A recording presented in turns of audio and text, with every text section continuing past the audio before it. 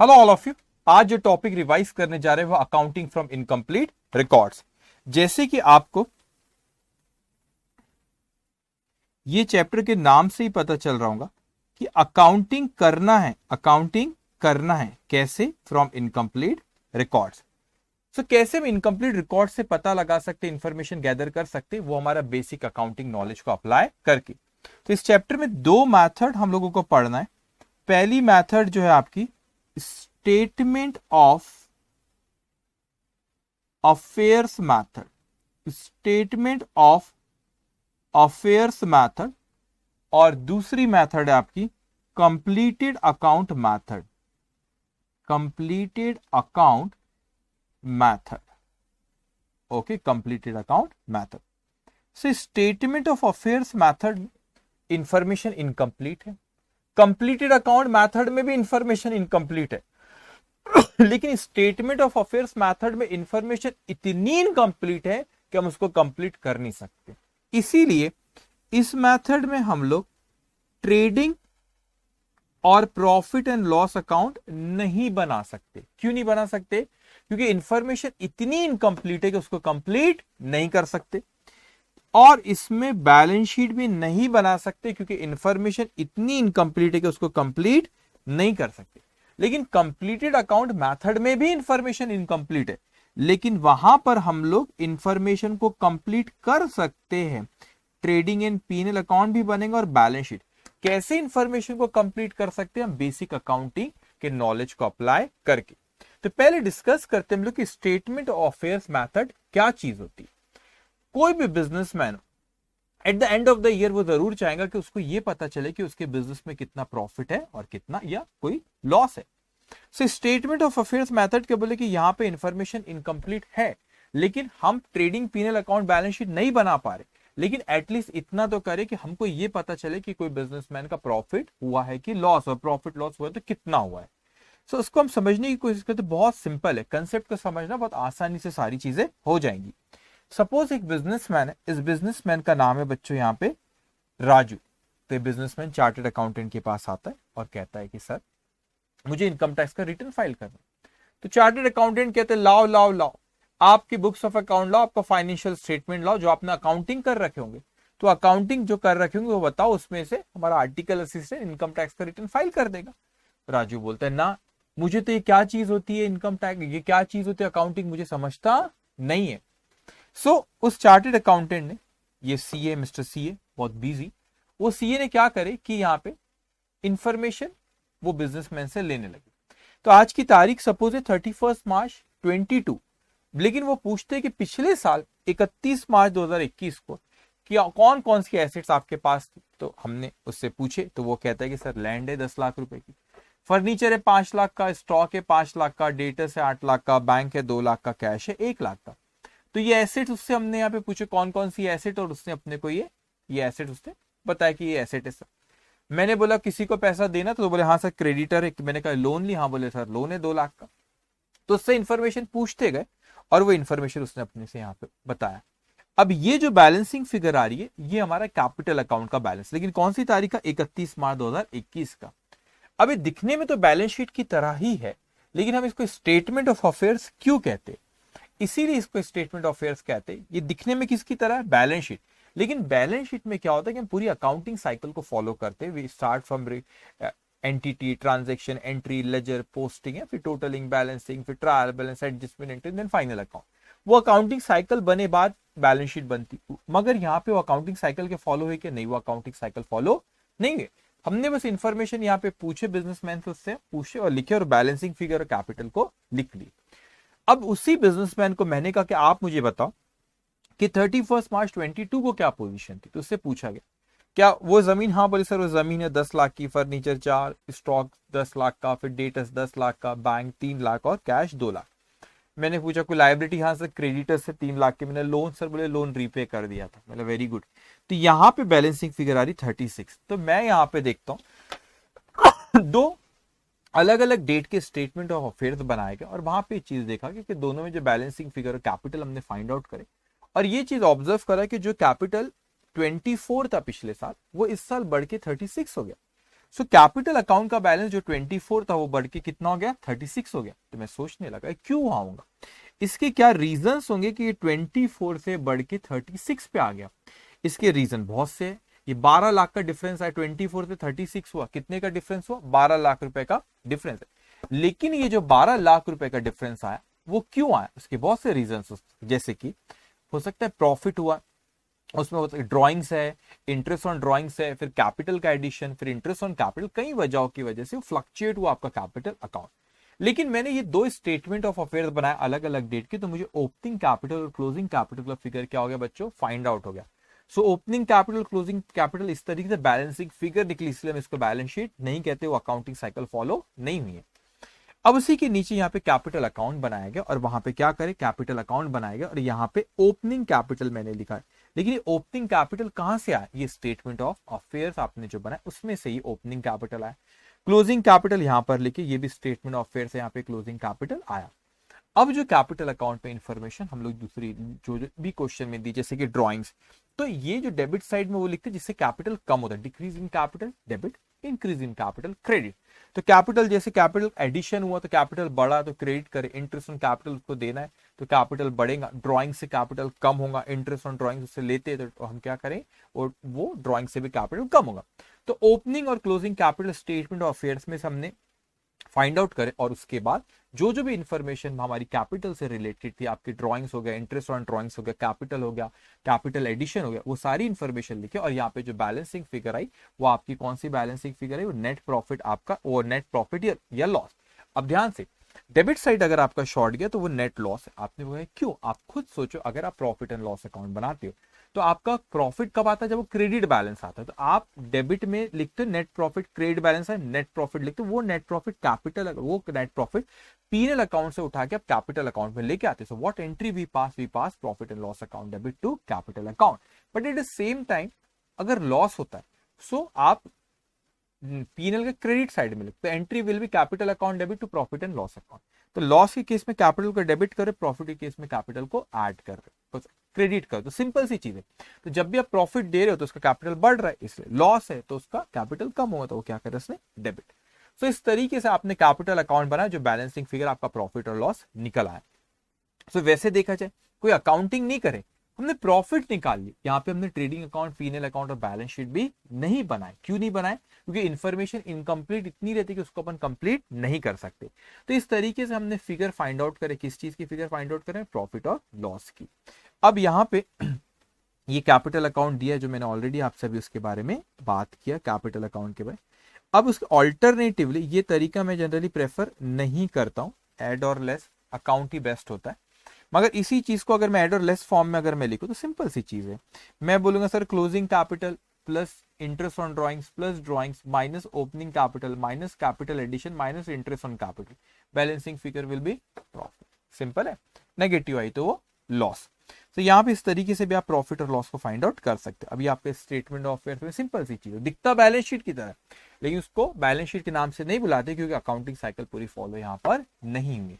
तो हम एसेट्स को एसेट साइड में लिख देते, जैसे कि यहाँ पे लिखा है land, machinery, furniture, inventory, debtors, bills receivable, loans and advance, cash and bank, prepaid expense, outstanding expense, bills payable, sundry creditor, loans and bank overdraft, और ये आपका बैलेंसिंग फिगर आ गया कैपिटल। अगर क्वेश्चन में हो सकता है कि वो आपको कैपिटल का बैलेंस दे दे, हो सकता है कि क्वेश्चन में कैपिटल का बैलेंस ओपनिंग और क्लोजिंग का दे दे, तो दे दे तो बहुत अच्छी बात है, उसको हम लिख लेंगे कैपिटल अकाउंट में ओपनिंग और क्लोजिंग, और वहां पे अकाउंट में जो कैपिटल से रिलेटेड इन्फॉर्मेशन सारी लिखेंगे, प्रॉफिट और लॉस आएगा।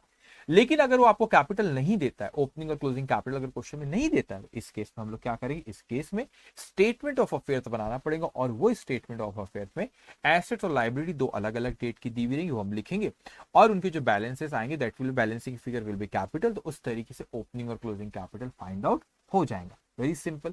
ओके, अब कंप्लीटेड अकाउंट मेथड पे मैं आऊंगा, उस पर डिस्कशन भी करेंगे, लेकिन उससे पहले कुछ सिंपल क्वेश्चन अपन, ये स्टेटमेंट ऑफ बहुत सिंपल ही रहते हैं, इसमें कुछ रहता नहीं है, एग्जामिनेशन क्वेश्चन ये जो आप स्क्रीन पे देख रहे हो, ठीक है, देखेंगे। अब यहाँ पे कहते हैं कि mister Aman is running a business of readymade garments, he does not maintain his books under double entry system. While assessing the income of Mr. Aman for the financial year 2016-17, income tax officer feels that he has not disclosed the full income earn by him from his business he provide the following information. अब वो कहता है कि mister अमन जो था उसने income tax का return file करा फाइनेंशियल ईयर 16-17 का, तो वो इनकम टैक्स ऑफिसर को लगता है कि इसने इंफॉर्मेशन प्रॉपर डिस्क्लोज करा नहीं है, तो यहां पर मतलब प्रॉफिट उसने प्रॉपर बताया नहीं है। अब यहां पर अगर देखें तो आपका ऑन 31 मार्च 2016 इस तारीख की इंफॉर्मेशन अपने को क्वेश्चन में दी है, और कब की दी है, 31 मार्च 2017। तो ये 2 तारीख की इंफॉर्मेशन दी। यहाँ पे मार्च 16 की एसेट्स और लाइबिलिटीज कितनी थी, उसी तरह मार्च 17 की एसेट्स और लाइबिलिटीज कितनी थी। तो यहाँ पे जो एसेट को लंबी चौड़ी लिस्ट नहीं दिया, उसने एसेट की टोटल फिगर दे दिया, लाइबिलिटीज की 2 अलग अलग डेट्स पे एसेट लाइबिलिटी की फिगर दिया। अब ये एसेट्स और लाइबिलिटी के अलग अलग फिगर दिए, तो बड़ा सिंपल है बच्चों, यहाँ पे हमको क्या करना है, स्टेटमेंट ऑफ अफेयर्स बनाएंगे। ओपनिंग और क्लोजिंग कैपिटल उसने नहीं दिया, तो ओपनिंग और क्लोजिंग कैपिटल इवन दो नहीं दिया, लेकिन इंफॉर्मेशन दे दिया एसेट्स और लाइबिलिटी की 2 अलग अलग डेट पे, तो स्टेटमेंट ऑफ अफेयर्स बनाएंगे, उससे कैपिटल का बैलेंसिंग फिगर निकल आएगा। तो यहां पर आप जैसे देखते हैं कि ये आपके 16,65,000 ये स्टेटमेंट ऑफ अफेयर्स यहाँ पे लेके, why we prepare statement of affair, to find out the capital का, to find out balance of capital. तो यहाँ पे देखिए 16,65,000, फिर लाइबिलिटी 4,13,000, 4,13,000, तो ये आपकी बैलेंसिंग फिगर आ गई कैपिटल की, कब, 31 मार्च 2016 को। उसी तरह यहाँ पर ये सन्ड्री एसेट 28,40,000, 28,40,000, 5,80,000, 5,80,000। सो ये बैलेंसिंग फिगर आपकी यहाँ पे आ गई। तो हमको 2 डेट पे 31 मार्च 2016 और 31 मार्च 2017 को 2 डेट पे कैपिटल के बैलेंस मिल गए, ओपनिंग और क्लोजिंग कैपिटल। अब यहाँ पे कैपिटल अकाउंट बनाए मैंने, ओपनिंग कैपिटल यहाँ लिखा, क्लोजिंग कैपिटल यहाँ लिखा, ये फिगर अपने स्टेटमेंट ऑफ अफेयर से फाइंड आउट करें, ठीक है। अब वो कहता है mister Aman drawing for the year 16-17 का उसका ड्रॉइंग से 32,000 पर मंथ, तो 12 मंथ के लिए कितना होगा, 3,84,000। तो ड्रॉइंग से कैपिटल कम, उसको डेबिट करा, 3 लाख, एग्जाम का क्वेश्चन है, 3,84,000। उसके बाद इनकम टैक्स ऑफिसर को उसने डिक्लेयर करा है अपनी इनकम 9,12,000, अपन उसको देखते हैं अपनी कितनी आ रही। फिर कहता है कि during the year 1670 one life insurance policy of mister Aman was matured and the amount receive ₹50,000 was retained in the business. अब उसकी लाइफ इंश्योरेंस थी तो उसकी पर्सनल है, तो मैच्योर हुई तो पैसा बिजनेस में रख लेते, in other word it is addition, capital addition. तो ये 50,000 का कैपिटल एडिशन यहाँ पे लिखे आपने, कैपिटल बढ़ा, तो ये बैलेंसिंग फिगर है आपकी 13,42,000। तो ये 13,42,000 क्या हो गया, 13,42,000 आपका किसका फिगर हो गया, ये प्रॉफिट का फिगर हुआ। अब हमारे हिसाब से 13,42,000 आ रहा है, लेकिन इनकम टैक्स ऑफिसर को अमन ने 9,12,000 है, तो उसने सप्रेस के इनकम को छुपाया, कम इनकम बताया। तो यहाँ पे सप्रेस, यहाँ पे हमारे हिसाब से 13,42,000, इनकम जो डिक्लेयर करा वो कितना है, 9,12,000। तो इनकम सप्रेस्ड हुई हमारी 4,30,000 से। तो यहाँ पे the contention of the income tax officer is correct, mister Aman suppress income by ₹4,30,000। Very simple. अब ये क्वेश्चन देखेंगे ये थोड़ा सा इंटरेस्टिंग क्वेश्चन है, क्वेश्चन नंबर 2 है सिंपल, मगर उसमें इसलिए मैं इंटरेस्टिंग बोल रहा हूँ क्योंकि ना एग्जामिनेशन में ऐसा क्वेश्चन नहीं आया, तो हो सकता है कोई अटेम्प्ट में ऐसा क्वेश्चन इंस्टीट्यूट उठा के दे दे। The income tax officer on assessing the income of Shri Moti for the financial year 2015-16 and 16-17 feels that Shri Moti has not disclosed the full income. He gives you the following particulars of assets and liability of Shri Moti as on 1st April 2015 and 1st April 2017. अब ध्यान से बच्चे, तो क्या हुआ यहाँ पे कि उसने 2 साल की इंफॉर्मेशन, 2 साल के फाइनेंशियल है 15-16 और 16-17, तो ये जब मिस्टर मोती ने जब इनकम टैक्स ऑफिसर को जब इनकम 2 साल की बताई, उसने सही तरीके से डिस्क्लोज नहीं करा, ऐसा ऑफिसर को लगता है। अब मेरी बात को बहुत ध्यान से यहाँ पे सुनेंगे।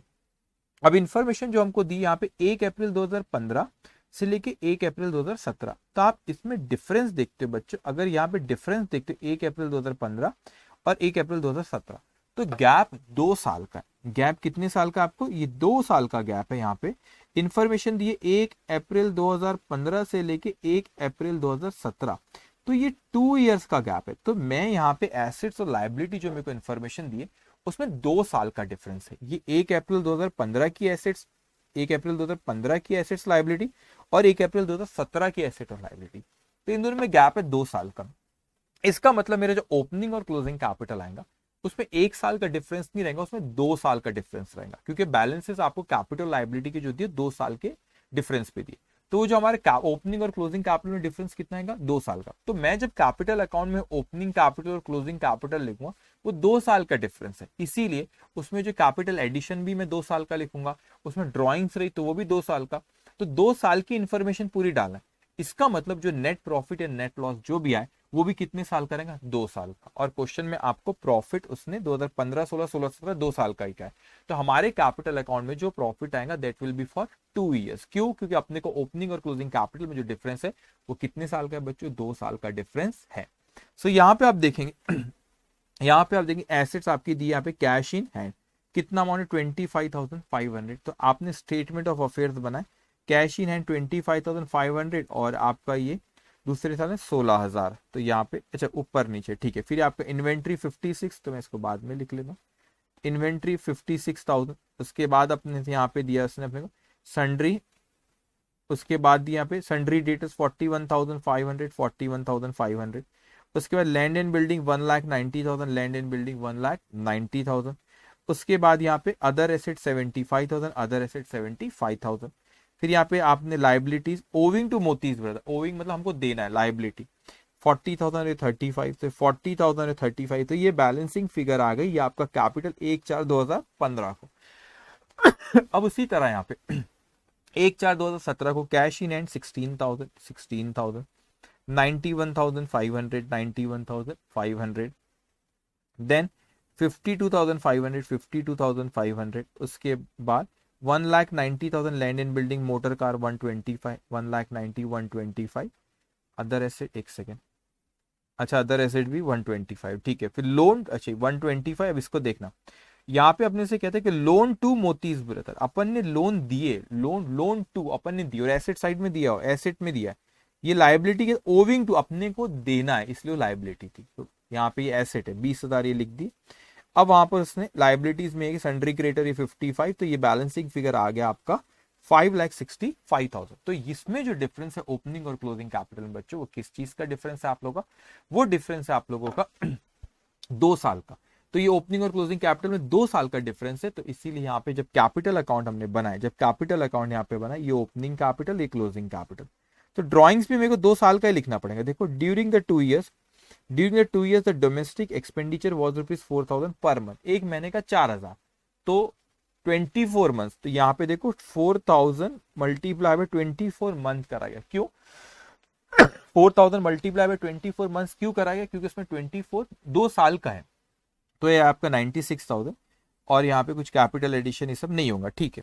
तो यहाँ पर आपका प्रॉफिट आता है 3,48,000, तो ये प्रॉफिट कितने साल का, 2 साल का, तो एक्चुअल प्रॉफिट 3,48,000 2 साल का है। अब यहाँ पे इन्होंने अपने को प्रॉफिट जो इनकम टैक्स डिपार्टमेंट को दिया उन्होंने 15-16 का और 16-17 का, ये 1,05,000 और 1,23,000, तो ये 1,05,000 और 1,23,000 ये 2 साल का प्रॉफिट। सो हमारे हिसाब से प्रॉफिट इतना है, उन्होंने इनकम टैक्स डिपार्टमेंट को इतना दिया, तो जो सप्रेस करे इनकम 1,20,000 के, हमारे हिसाब से 3,48,000 है, इनकम टैक्स डिपार्टमेंट को 2,28,000 है। The contention of income tax officer is correct, mister मोती सप्रेस इनकम बाय ₹1,20,000 ठीक है। तो ये एग्जामिनेशन में कभी आ सकता है, ऐसा क्वेश्चन कभी आया नहीं है, तो क्योंकि आपका 2 साल का यहाँ पे डिफरेंस है।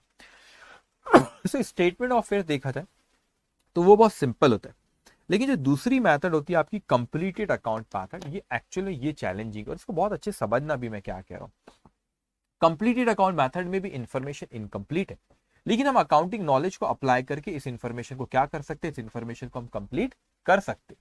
तो अकाउंटिंग साइकिल जो हमारी होती है वो कैसी होती है, अकाउंटिंग साइकिल इस तरीके से होती है कि एंटिटी, ट्रांजैक्शन, फिर रिकॉर्डिंग, फिर लेजर, उसमें अकाउंट बनते हैं, फिर posting, totalling and balancing, trial balance, adjustment और देन फाइनल अकाउंट, और यहाँ पे ट्रेडिंग पीनल अकाउंट और ये बैलेंस शीट बनती है। लेकिन यहाँ पे कंप्लीटेड अकाउंट मेथड में ये बना जरूर है ट्रेडिंग पीनल और बैलेंस शीट, लेकिन अकाउंटिंग साइकिल ये ऐसी बनी हुई नहीं है। तो कैसे इनकम्प्लीट इन्फॉर्मेशन, अब अच्छे से सुनेंगे।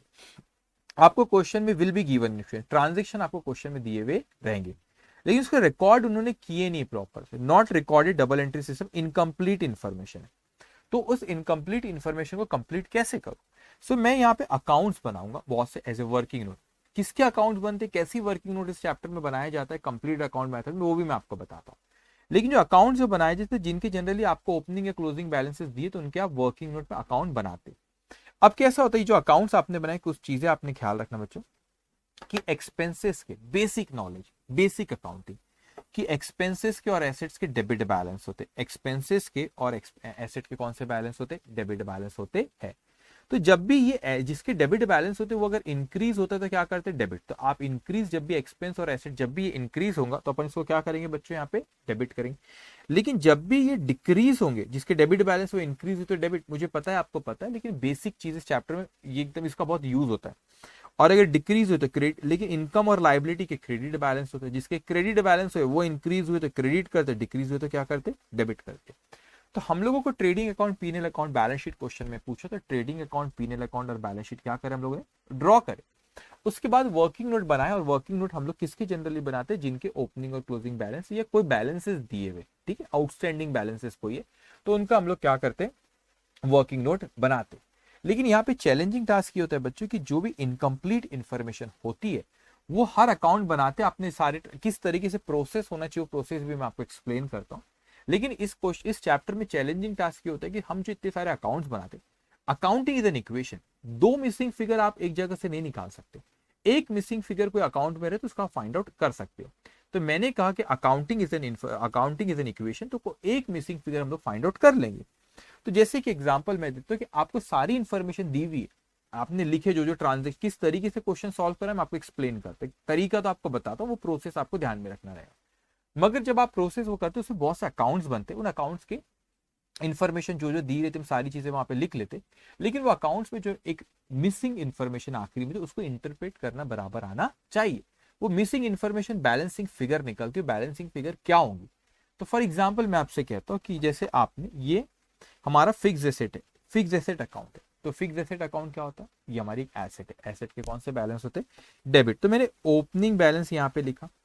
उसके बाद अगर मैंने कोई चीज फिक्स एसेट परचेज किया तो purchase account debited to cash account. फिर यहाँ पे अगर कोई चीज बेचा तो cash account debited to fix asset. इस पे अगर प्रॉफिट हुआ तो पीएनएल को क्रेडिट करते तो fix asset account debit to profit and loss account. Loss हुआ तो पीएनएल को डेबिट करते तो profit and loss account debit to fix asset account. Depreciation charge करते depreciation account debited to fix asset account, ये करे। और ये आपका क्लोजिंग बैलेंस यहाँ पे आ गया। तो यहाँ पे आपको समझाने के लिए बताया कि सारी इंफॉर्मेशन यहाँ पे ये दी हुई। लेकिन जब हम लोग प्रॉब्लम सॉल्व, क्वेश्चन जब हम लोग सॉल्व करेंगे उसमें कोई इन्फॉर्मेशन एक नहीं रहेंगी, मिसिंग इन्फॉर्मेशन है। और जो मिसिंग इन्फॉर्मेशन है, मिसिंग इन्फॉर्मेशन आपको इंटरप्रेट करना आना चाहिए। फिर डेबिट साइड शॉर्ट गया तो क्या होगा, क्रेडिट साइड शॉर्ट गया क्या होगा, वो क्वेश्चन में इंटरप्रेट करना आना चाहिए। और हमेशा एक चीज ख्याल रखना, जब भी आप कोई चीज अजम्पशन लेते, कोई चीज सोचते, वो हमेशा नॉर्मल सोचना, हमेशा क्या सोचना, नॉर्मल। अब जो चीज नॉर्मल नहीं होती वो क्वेश्चन में दी हुई होती है, हमेशा यही माना जाता है। एग्जाम्पल अगर मैं कहता हूँ कि फिक्स एसेट का सपोज क्रेडिट साइड शॉर्ट है, आपने यहाँ तो सारी इन्फॉर्मेशन दी, हम क्वेश्चन सॉल्व करें, वहां पे सारी इन्फॉर्मेशन हम लोगों ने वहां पे लिखे, जो जो दिया, जो जो ट्रांजेक्शन दिए, वहां से जहां से हमको इन्फॉर्मेशन मिलती थी हमने वहां पर फिक्स एसेट अकाउंट बना, उसमें लिख लिया। अब क्रेडिट साइड शॉर्ट गया तो क्रेडिट साइड शॉर्ट गया, हमारे सपोज सेल्स क्वेश्चन में नहीं दिया हुआ था और डेप्रिसिएशन भी नहीं दिया था। अब क्रेडिट साइड शॉर्ट गया और मेरे को सेल्स भी नहीं दिया और डेप्रिसिएशन भी क्वेश्चन में दिया हुआ नहीं है, तो आपने क्या इंटरप्रेट करना, मैंने यहाँ पे ओपनिंग दिया, क्लोजिंग दिया, और अभी दो ओपनिंग मेरा 10,000 है, क्लोजिंग 8,000, अब ये बैलेंस आ रहा है यहाँ पे 2,000। तो ये 2,000 रुपए जो है इसको डेप्रिसिएशन मानू कि सेल्स मानू, है ना, ये क्वेश्चन आ रहा था सर। मैं आप बच्चे शोर मचाते, ये नहीं सर क्रेडिट साइड शॉर्ट गया डेप्रिसिएशन हुआ, कोई बोलता नहीं सर सेल्स भी तो हो सकता है, बात सही है, दोनों सही बोल रहा है, एक बोलता है डेप्रिसिएशन, लेकिन एक बोलता है सेल्स भी तो हो सकता है, बात सही। लेकिन नॉर्मल क्या लगता है, हर साल क्या आप फिक्स एसेट बेचते हो क्या, कि डेप्रिसिएशन हर साल लगता है, सॉरी, डेप्रिसिएशन हर साल चार्ज होता है, तो हम उसको क्या मानेंगे, डेप्रिसिएशन। आई मीन टू से कि जब भी आप मिसिंग फिगर को इंटरप्रेट करते तो नॉर्मल सोचना है कि नॉर्मली क्या होता है, वो चीज सोचना और अकॉर्डिंगली इंटरप्रेट करेंगे। अब आपको यहाँ पे सेकेंड अकाउंट जो है डेटस, डेटस भी क्या होता है, एक एसेट है। तो एसेट को यहाँ पे ओपनिंग बैलेंस बच्चों आपने यहाँ पे लिख लिया डेटस में, है ना, डेबिट बैलेंस होता है। अब क्रेडिट सेल, तो debtors account debit to sales account, debit करें। और अपने पे कलेक्शन फ्रॉम डेटस, तो cash account debit to debtors account, ठीक है। बिल ड्रॉ करे तो bills receivable account debited to debtors account. Bad debts account debit to debtors account. Discount allowed, discount account debit to debtors account. और ये आपका closing balance आया। तो यहाँ पे तो इन्फॉर्मेशन सारी दी है, लेकिन जब हम क्वेश्चन सॉल्व करेंगे वो एक मिसिंग इन्फॉर्मेशन रहेंगे, उसको इंटरप्रेट करना पड़ेगा कि डेबिट साइड शॉर्ट गया तो वो क्यू है, क्रेडिट साइड शॉर्ट गया तो वो क्यू है, क्या रीजन होगा। कभी हो सकता है क्लोजिंग बैलेंस ना दे, सारी इन्फॉर्मेशन दिया, क्लोजिंग बैलेंस नहीं दिया, वो डेटस का एग्जाम्पल, तो क्लोजिंग, तो वो balancing figure will be closing balance. कभी वो सब दिया, डेबिट साइड शॉर्ट गया, क्रेडिट सेल नहीं दिया, तो क्रेडिट सेल नहीं, तो क्वेश्चन देख के हमको समझना पड़ता है कि क्या इन्फॉर्मेशन है, मिसिंग इन्फॉर्मेशन। अब उसी तरह क्रेडिटर्स की बात करें तो क्रेडिटर्स क्या है बच्चों, क्रेडिटर होता है हमारे लाइबिलिटी। लाइबिलिटी के कौन से बैलेंस होते हैं, लाइबिलिटी के बैलेंस होते हैं हमारे, लाइबिलिटी के बैलेंस होते हैं हमारे credit balance. So opening balance यहाँ पे लिखे हमने, क्लोजिंग बैलेंस फिर यहाँ पर आएगा उसका, ठीक है। अब क्रेडिटर को पेमेंट करे तो creditor account debit to cash account और बैंक अकाउंट। बिल एक्सेप्ट करे तो creditor account debit to bills payable account. Discount receive तो creditors account debit to discount received account. Purchase purchase account debit to creditor. तो ये सारी information creditor account की liability है, लेकिन इसमें जो क्वेश्चन जब सॉल्व करेंगे मिसिंग फिगर को इंटरप्रेट करना रहेगा। उसी तरह बच्चों एक इनकम, देखो मैं कभी प्रेफर नहीं करता, अब अगर दो भी मैं क्वेश्चन भी सॉल्व कराता हूं यहाँ पे, अभी भी आप देखोगे जब मैं कंप्लीट अकाउंट मेथड के क्वेश्चन हम डिस्कस करेंगे तो वो वहां पर हम लोग अकाउंट्स ही बनाते हैं वर्किंग नोट पे। कैसे वर्किंग नोट तय करी डिसाइड करना वो भी मैं आपको बताऊं, लेकिन अकाउंट्स ही बनाया जाता है। क्यों अकाउंट्स ही सही होता है, अकाउंट्स डेबिट क्रेडिट करो भैया, वो याद करने की कोई जरूरत नहीं, प्लस माइनस वो खेल खेलना ही नहीं प्लस माइनस का, वो याद कौन करेगा, इसको ऐड करना इसको लेस करना। डेबिट क्रेडिट की असली अकाउंटिंग ये होती है और इसी की ऐसा ही करना चाहिए। अब इस बात को अच्छे से समझेंगे। मैं इनकम की अगर मैं बात करूं, आप बोले सर इनकम तो पीएनएल में जाता है, मैं कहां कर रहा हूं, पीएनएल में ही जाएंगे इनकम, लेकिन हम लोग फॉलो करते accrual system of accounting. PNL में कितने से रिसीव्ड हुई वो जरूरी नहीं कि पीएनएल में उतना जाएगा, कितने से अक्रू हुआ वो पीएनएल में जाता है। तो हो सकता है कि कोई इनकम आउटस्टैंडिंग, इस चीज को अच्छे से समझेंगे। तो मैंने कहा इनकम, जब भी वर्ड आउटस्टैंडिंग अपन के ऐसे जैसे आउटस्टैंडिंग सुनते तो अपने दिमाग में आता है कि लायबिलिटी, जरूरी नहीं है। अगर कोई एक्सपेंस आउटस्टैंडिंग है तो वो लायबिलिटी, लेकिन कोई इनकम आउटस्टैंडिंग है तो वो क्या है हमारे लिए एसेट है। तो यहां पे देखेंगे ओपनिंग आउटस्टैंडिंग, ये आउटस्टैंडिंग वर्ड से कंफ्यूज मत होना, इट इज रिसीवेबल, ये कोई इनकम आउटस्टैंडिंग है इसीलिए हमारी एसेट है। तो ओपनिंग डेबिट साइड में लिखे तो क्लोजिंग आउटस्टैंडिंग कहाँ आएगा, क्रेडिट साइड में आएगा। तो ओपनिंग आउट रिसीवेबल आपने डेबिट में, क्लोजिंग रिसीवेबल क्रेडिट में। लेकिन कभी आपका ऐसा भी हो सकता है इनकम आपने एडवांस में रिसीव हुई, आपने सीए फाउंडेशन में भी पढ़े होंगे, ये नॉन प्रॉफिट ऑर्गेनाइजेशन बहुत है, ये चैप्टर भी रिवीजन चला अपने रेगुलर बैच में, बहुत से क्वेश्चन ऐसे किए होंगे। अब जो इनकम एडवांस में अगर रिसीव हुई तो वो क्या है, लायबिलिटी।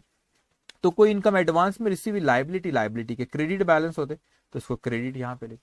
तो क्लोजिंग बैलेंस कितने, क्लोजिंग एडवांस उसका यहाँ पे आएगा। तो अगर कोई एसेट, एसेट के डेबिट बैलेंस होते तो डेबिट साइड में लिखे, और लायबिलिटी के कौन से बैलेंस होते, क्रेडिट बैलेंस होते, उसको क्रेडिट साइड में लिखे। अब यहाँ पे ओपनिंग और क्लोजिंग की मैं बात करूं, ओपनिंग पहले एसेट की बात कर रहे थे, opening debit closing credit, liability opening credit closing debit में, ठीक है, इस तरीके से हम लिखते हैं उसको। अब यहां पर अगर देखिए इनकम अकाउंट में कोई इनकम रिसीव्ड हुई तो एंट्री पास करें हमने cash account debit to income account, और ये जो बैलेंस जाता है, ये जो बैलेंस आपका आ रहा है ये चले जाता है आपका प्रॉफिट एंड लॉस अकाउंट। कभी ये दे देता है कि पीएनएल में कितना गया तो कैश रिसीव वाली फिगर आ जाती है, तो वो बैलेंसिंग फिगर निकालना होता है। अब बच्चों ये अकाउंट बनाने से सबसे अच्छा ये होता है कि हमको ये पता चल जाता है कि एक्चुअल में कितने से अक्रू हुआ।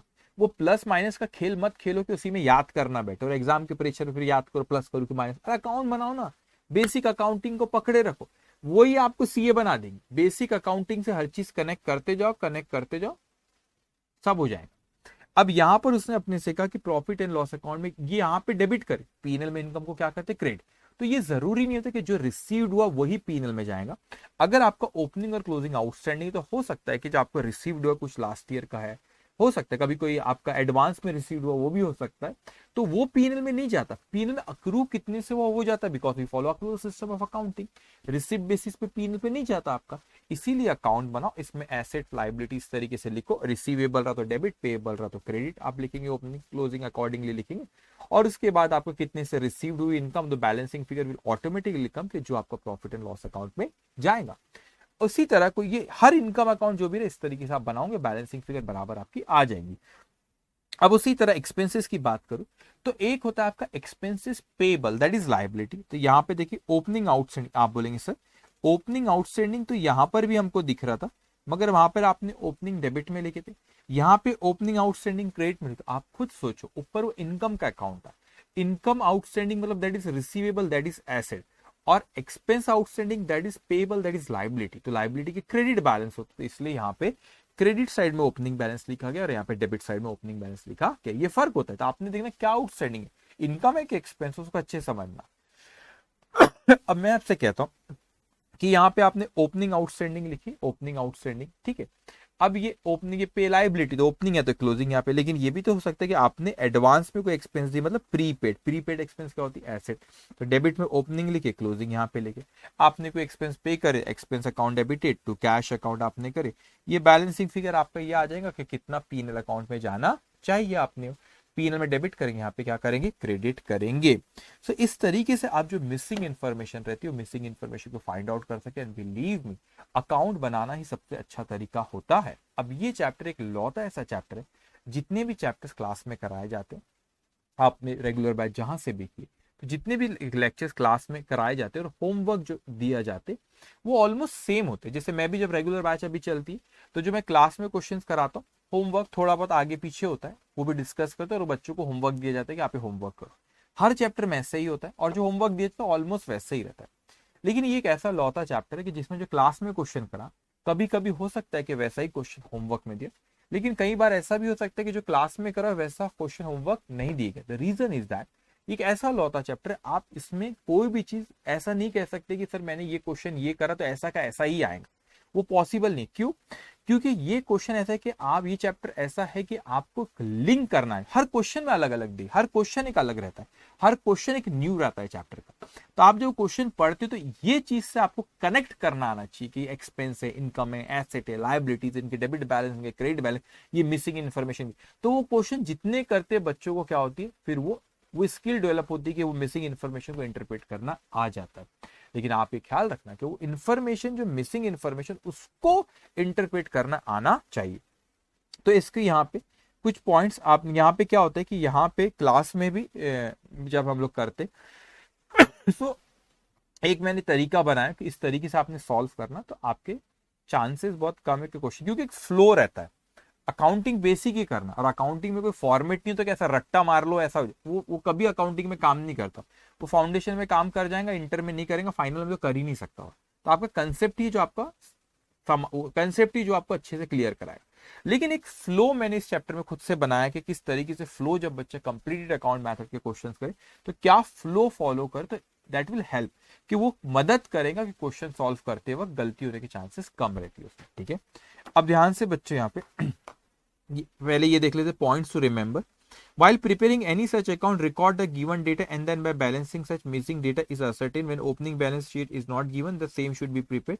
To ascertain any missing information like opening balance of capital, etc., other account like assets, loan, goods, cash, bank, etc., can also be prepared to ascertain missing data if any.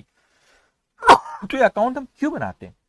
Missing information को क्या करने, find out करते, missing information वहां से find out कर सके और उसको क्या कर सके हम लोग वहां पे लिख, इंटरप्रेट करना आना चाहिए आपको। इंटरप्रेट बेसिक अकाउंटिंग का थांबे रखना। मैं बोलता हूं ना, कोई बच्चा इसमें 1000 क्वेश्चन कर ले अकाउंटिंग फ्रॉम इनकम रेट, कोई गारंटी नहीं कि एग्जामिनेशन 1000 में से कोई एक आए, वो अलग आ सकता है ना? क्यों? क्योंकि हर क्वेश्चन एक चैलेंज है, हर क्वेश्चन में मिसिंग इन्फॉर्मेशन को इंटरप्रेट करना आना चाहिए। तो सबसे अच्छा तरीका होता है कि बेसिक अकाउंटिंग में इस चैप्टर में आप बहुत रेगुलर बैच में बहुत से क्वेश्चंस क्लास में करता हूं मैं, और फिर बहुत से उनको होमवर्क कराता हूं, खूब प्रैक्टिस कराता हूं, टेस्ट लेते। लेकिन उन बच्चों को क्या डेवलप करने की कोशिश करते हैं कि उनको बेसिक अकाउंटिंग से लिंक करना सिखाना पड़ता है। ये देखो ऐसा हुआ तो ऐसा हुआ, ऐसा हुआ, वो डेवलप करना है चैप्टर में जरूर। एक बार वो डेवलप हो गया, फिर कितना भी डिफिकल्ट क्वेश्चन आ जाए, आप ये चैप्टर का कोई भी क्वेश्चन कितना भी डिफिकल्ट आए, आप आराम से एग्जामिनेशन में कर लो। लेकिन बेसिक से कनेक्ट करना आना चाहिए। कौन कौन से, मैं आपको एक फ्लो बता देता हूं, ये आपको मदद करेगा कि क्वेश्चन किस तरीके से सॉल्व कर। सबसे पहले बच्चों, रिलेटेड टू फॉर्मेट की मैं बात करूं, रिलेटेड टू फॉर्मेट, वैसे ऐसे कोई फिक्स फॉर्मेट नहीं होता, लेकिन एक जनरल फ्लो बता रहा हूं कि किस तरीके से आपको करना है। सबसे पहले जब आप कंप्लीट, ये आपका अकाउंटिंग फ्रॉम इनकम्प्लीट रिकॉर्ड्स का क्वेश्चन है, तो आपको वो complete account method direct question में बोल देगा कि ऐसा नहीं बोलेगा कि solve by complete account method. वो पूछा उसने ट्रेडिंग पीनल बैलेंस शीट बनाने, मतलब एक कंप्लीट अकाउंट मेथड है। तो उसने आपको क्वेश्चन में वहां पे बोला कि ट्रेडिंग अकाउंट बनाओ, प्रॉफिट एंड लॉस अकाउंट बनाओ, और क्या बनाओ, बैलेंस शीट बनाने के लिए उसने अपने क्वेश्चन में बोला। तो सबसे पहले आपने क्या करना कि ट्रेडिंग अकाउंट, पीनल अकाउंट और बैलेंस शीट बढ़िया सा अपने क्वेश्चन पेपर, जो आपको आंसर पेपर आएगा उसमें आपने उसको ड्रॉ करना। दूसरी चीज, कई बार बच्चे सोचते कि सर कौन सा वर्किंग नोट बनाओ, वो समझ में नहीं आता। कौन सा वर्किंग नोट बनाओ वो समझ में नहीं आता। तो वर्किंग नोट कौन सा बनाएंगे, वो कैसे तय करेंगे कि वर्किंग नोट कौन सा बनाना है? ध्यान से सुनना। सबसे पहले आप ये देखना कि क्वेश्चन में आपको ओपनिंग बैलेंस शीट दी गई। ओपनिंग बैलेंस शीट मतलब अभी 31 मार्च, फॉर एग्जांपल 31 मार्च 2022 की बैलेंस शीट पूछा, तो 31 मार्च 2022 की बैलेंस शीट तो मैं बनाऊंगा ही, लेकिन क्या पिछले साल 31 मार्च 2021 की बैलेंस शीट या 1 अप्रैल 2021 की बैलेंस शीट दिया है क्या? अगर नहीं दिया तो पहला वर्किंग नोट आप सीधा सीधा बना देना ओपनिंग बैलेंस शीट। अब आप सोचिए सर क्यों बनाना ओपनिंग बैलेंस शीट? इसीलिए क्योंकि मेरे को ओपनिंग कैपिटल फाइंड आउट करना होता है। तो ओपनिंग बैलेंस शीट सबसे पहले आपने ओपनिंग बैलेंस शीट में वर्किंग नोट नंबर 1 वो बना। अब उसके बाद draw as working note all those account whose opening or closing balance is given in question। वो हर अकाउंट का एक वर्किंग नोट बनाओ जिनके ओपनिंग एंड और क्लोजिंग बैलेंस आपको दी हुए। आउटस्टैंडिंग कोई भी रहा, जो भी बैलेंस जिनके आउटस्टैंडिंग ओपनिंग और क्लोजिंग है दिया, मतलब आउटस्टैंडिंग है, जो भी आपके आइटम का ऐसा ओपनिंग और क्लोजिंग आउटस्टैंडिंग है तो सीधा उसका वर्किंग नोट बना देना। तो सबसे पहले क्या करना आपने, ट्रेडिंग अकाउंट, पीएनएल अकाउंट और बैलेंस शीट ड्रॉ कर लिया आपने। उसके बाद वर्किंग नोट देखिए, ओपनिंग बैलेंस शीट दिया नहीं दिया, draw opening balance sheet, then right on working note. आपने देखिए अच्छा अभी मैं क्वेश्चन सॉल्व करूंगा तो आपको बताऊंगा कैसे करना है। फिर आपने वर्किंग नोट शुरू करा, चाहे फर्नीचर का ओपनिंग या क्लोजिंग बैलेंस दिया, ड्रॉ फर्नीचर अकाउंट।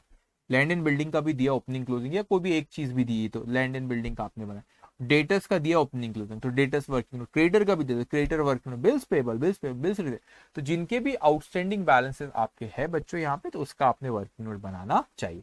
तो ये हमने डिस्कस करे, किससे रिलेटेड बात करें बच्चे, फॉर्मेट से रिलेटेड बात करें।